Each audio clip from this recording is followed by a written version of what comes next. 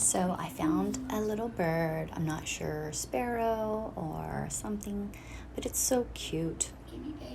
So I heard him screaming outside my door, trapped between glass and the other side, so he couldn't get free and go out in the yard where his mom was.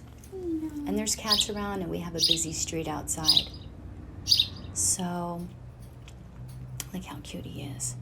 So I brought him inside, and I gave him something to eat, and he was eating, and then he cleaned himself, and he could hear his mom outside the window. So we put him next to the window some so he could see his mom. Oh, you're going to town. And he ate a little bit, but didn't eat there. There's his mom. Look how cute he is. So then I found a sibling crying outside in the balcony, protected. So I went and took this little baby out with his sibling, and his mom's flying around now, and she's feeding them.